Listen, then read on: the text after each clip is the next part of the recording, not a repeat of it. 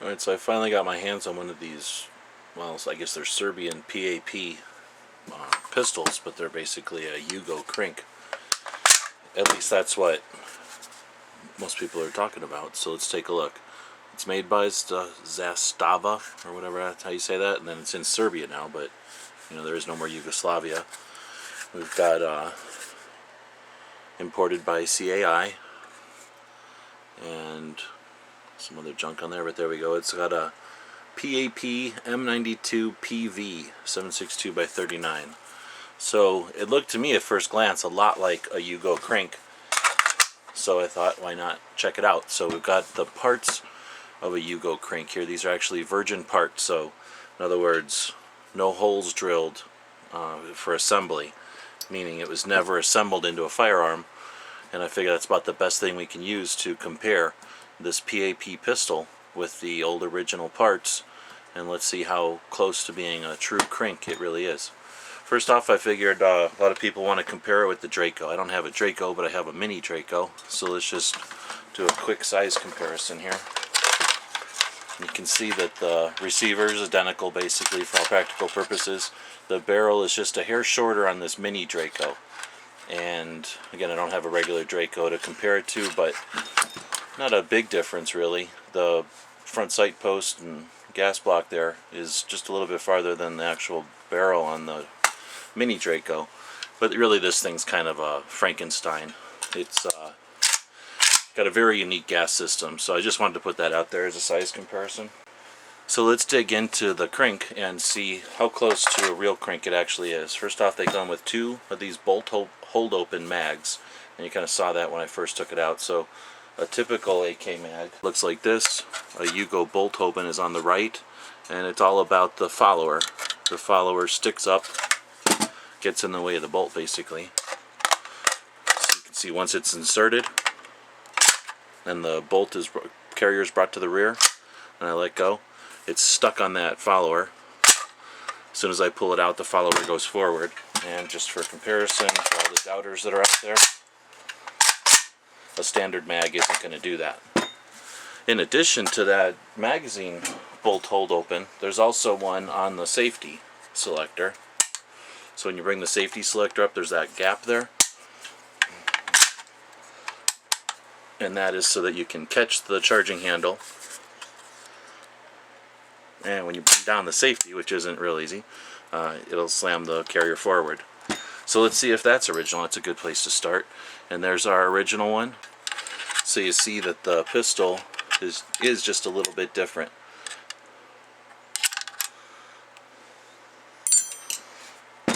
So let's get into some more parts. First, let's just break down the pistol for disassembly. And it's not too difficult on this one. You just push in on this back guy here.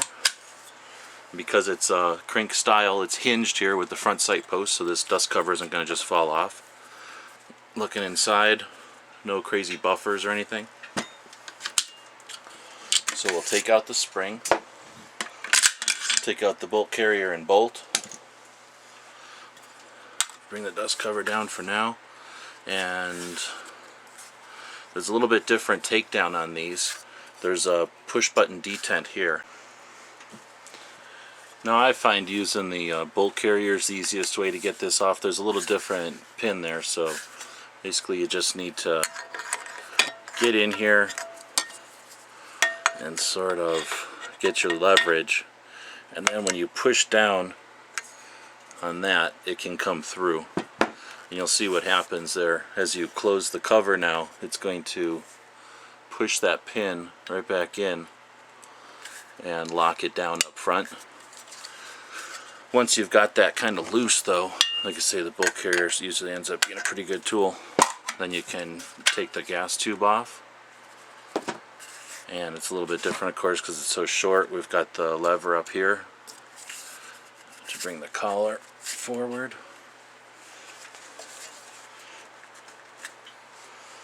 Give it a little love tap, and then that'll let us bring our lower handguard off, which is all pretty tight, which is a good sign. Nice and tight, but you know, I'm not really complaining. That just again means it's going to stay nice and tight. And that's pretty much as far as it's going to come down for your typical cleaning. But we can get a pretty good look now at most of these parts.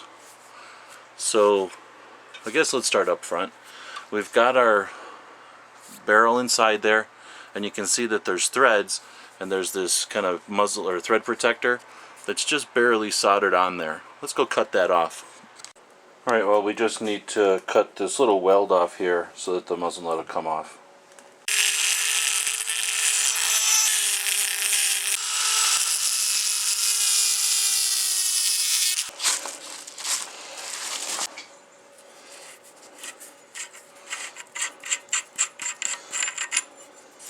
So now that this thing is off, it's a little grody under there, but I need to clean up the front of the front sight there a little bit still. So that's one sort of minor annoyance. Now the worst part is that they don't give you a cool muzzle device right away, which they could have done. I don't know why they didn't. Let's wipe some of this crud off here first. So that brings up the next issue. There's normally a detent here with a spring, and that's not included with the pistol. So whenever you do get yourself a muzzle device, you're going to need to do something to keep it secure there. Now this isn't lightweight, but it is the thing that allows the rifle to get the correct back pressure to cycle properly. Obviously it's not the biggest issue or the most critical thing. Let's clean that off since it's never been installed on anything before. So we know that that'll fit though, and we can get probably any kind of aftermarket one that's the 24mm threads. So without that nut on there, looks a little junky until I fix that up or paint it again, but we can see that we're missing a detent so far. So let's keep looking. We've got the front sight post there. Here's the original front sight post, and this is in the raw. This hasn't ever been blued before. Now you can see that if there's any differences, I'm not aware of them. I can't see any. Pretty much the same part, and because this one's never been assembled either, it doesn't have the detent either, so you can see what it would look like. So we have the front sight and its little flip up night sight, and we can see the front sight in there, and the pistol does have the little flip up dot, so that's all accurate. Next we've got the ring here, and as far as I can tell, that's dead on as well. Maybe a couple little minor manufacturing differences, but pretty close to the same thing. Then we've got the barrel. Now all I've got is this barrel, and I'm pretty sure it's a US barrel, but not too many differences there. Let's take a look inside. So there's the pistol barrel, and to me it does not look, it looks shiny, but it does not look like it's chrome lined. You can see it's the same blued steel as the rest of it. Typically when they're chrome lined, you'll be able to tell because the blue wouldn't have stuck to the chrome. But nice, good rifling in there. Just to compare it with this barrel, I think that this one is a US made barrel though, but pretty much similar. And again, I do not believe this one's chrome lined either. And off the top of my head, I don't remember if Yugos are normally chrome lined or not. I don't think so. So next, let's look at the wood. So this is the one off the pistol, this is the one off the kit, and aside from this one being a little dirtier, I can't tell any difference at all. It looks like the exact same wood. And this is unfinished, and so is the pistol. The gas tube and upper handguard, this one feels heavier, this one feels lighter. And we can see there that there is some differences there. And not real sure what those differences are for. Pretty similar on the outside, but again, some pretty obvious differences. This one's a little thicker, and it's got the fluting to allow that piston to kind of be centered a little bit better, I guess. So that brings us to bolt carriers. And we can see right off the bat there's some differences there. And again, we have the guide here to go through the fluting on the Krink handguard and the pistol Same thing, just without the little guide there. And in the back we see there's a little difference in the machining here, but not a major one. Just a little different on this side. And the pistol is marked M92 PV in the serial number, where the Virgin kit probably would have been marked, but it's never been assembled, so it never had a chance to get marked. Next, let's look at the bolts, the crank and the pistol. Try to keep them consistent here. So the pistol on the right, and again, I don't see any differences here. If there are any, they're very minor, except that the pistol's marked again. Let's head back to the pistol again. So we've got the barrel. It's got two pieces because it's a crank. It doesn't just have the front trunnion. So we have a front trunnion, but we also have this piece in front. And that piece is to hold the top cover and the little pin that keeps the handguard retained that we saw earlier. And as far as I can tell, those pieces again are identical. There's no holes in this one, remember, so when you're looking for this pin here, that's not necessarily a problem. That's just because this one's never been assembled. Now we won't be able to see everything about the trunnion since it's wrapped up with the receiver there, but we can see that their markings, are negligible.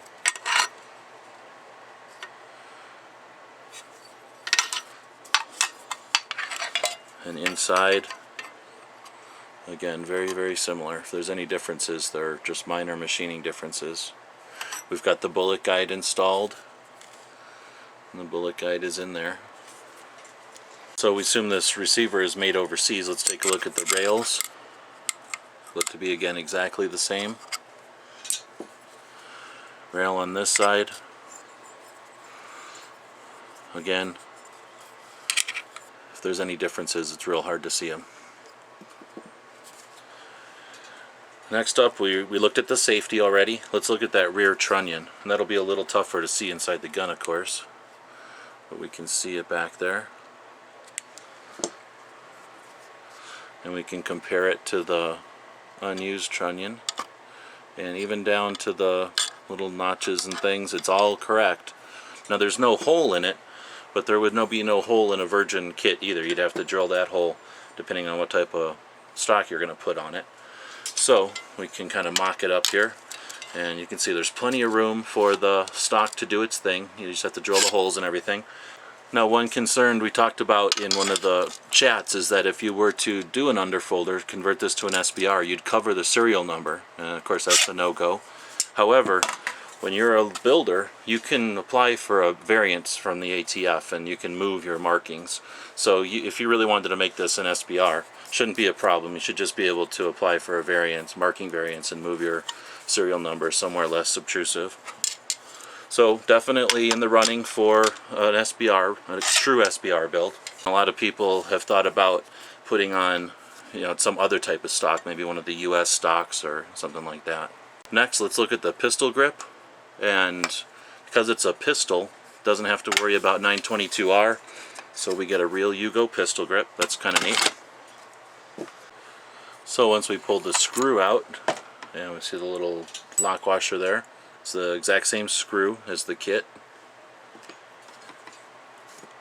Take the pistol grip off, and if we look at the pistol grips, they're so identical they're even both marked 3106, so they even came out of the same mold if I remember right.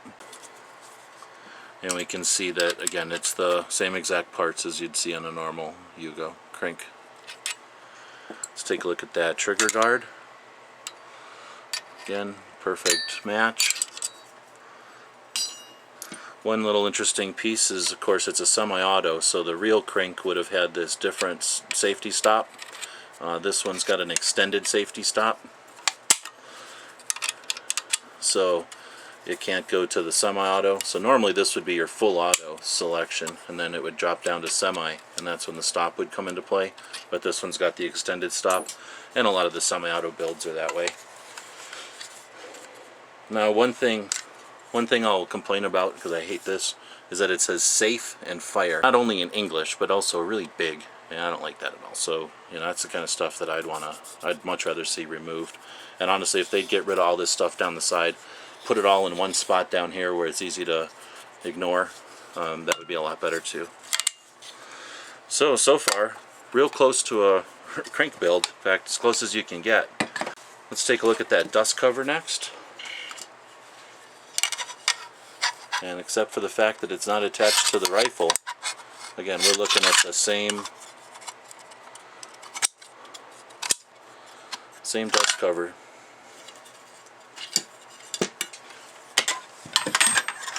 Just to cover all our bases, let's check out the springs. And again, except for the parts number engraved on there, I don't think you'd be able to tell the difference between the two.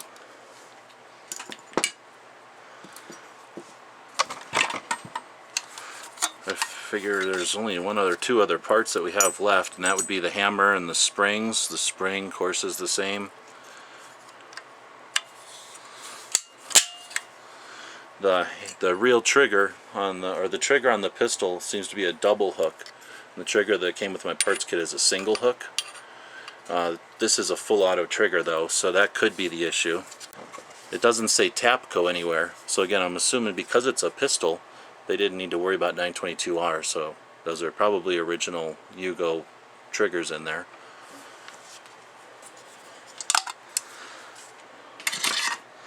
So now let's just use the magic of the internet to put that pistol back together. Alright, so that's the Krink pistol in a nutshell. We took a look at it. It's basically Krink parts. The only differences are, of course, no stock installed, and for whatever reason they screw on that brake. Let's go ahead and put it on there just so people can see what it looks like, what it should look like. So I'm not going to leave this on here, I'll leave it with the kit, but that's what it would look like. Pretty cool.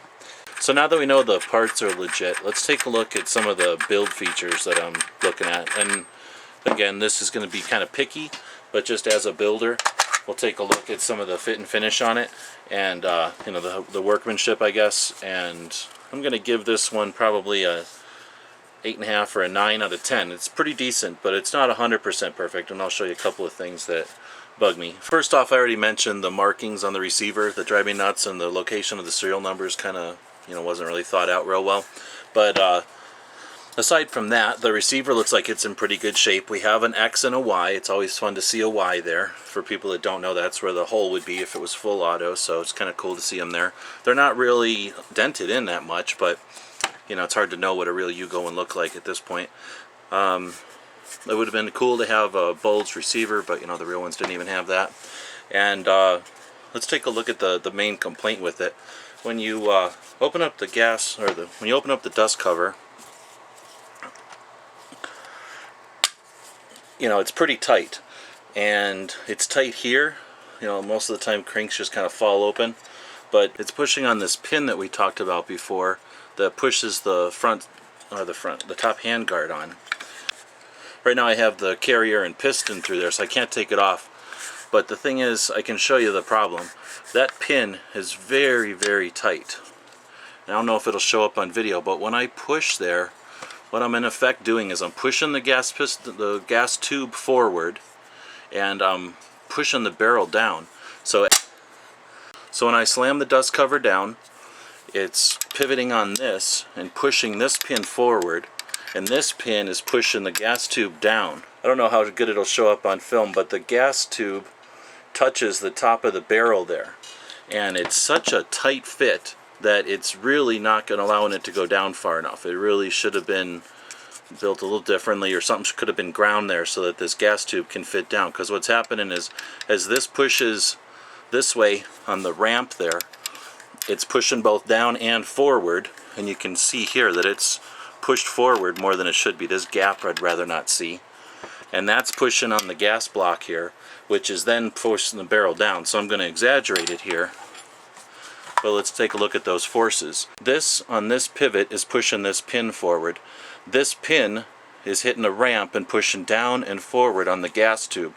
So the gas tube is pushing the gas block. In effect, it's pushing the barrel down. So now there's a lot of force on the trunnion here where the barrel intersects the trunnion, and the rear sight block here. So it's being pushed down by the gas block. Now, is that a bad thing? Probably not, big deal. But I'll probably end up going in there and just separating the gas block from the top of the barrel there just a hair, so that I can get rid of this gap, and more importantly, that tension that's being created there. You probably want a little bit of tension, but this seems like too much. Now there's a gap here that I'm not totally familiar with these things enough to know if that's normal, but just kind of bothers me. And this is pretty sharp. That corner is pretty sharp. So I could potentially see something snagging on that. The muzzle nut was annoying, and just the way that they welded it there, you know, I probably could have had a better tool, but that was a pain to have to cut off of there. It's just annoying that we even have to do it, and I have to go out and buy a new muzzle device now. Otherwise, couldn't be happier with this thing. They are a little expensive, but compared to your other options, it gets you very close to a Yugo Krink SBR without a lot of extra work. A good AK gunsmith will be able to move that serial number, install the underfolder stock, and this will be a very cool 7.62 Yugo Krink. So hopefully that answered a lot of questions for people. Feel free to ask questions or leave any comments in the comments below. And as always, thanks for watching.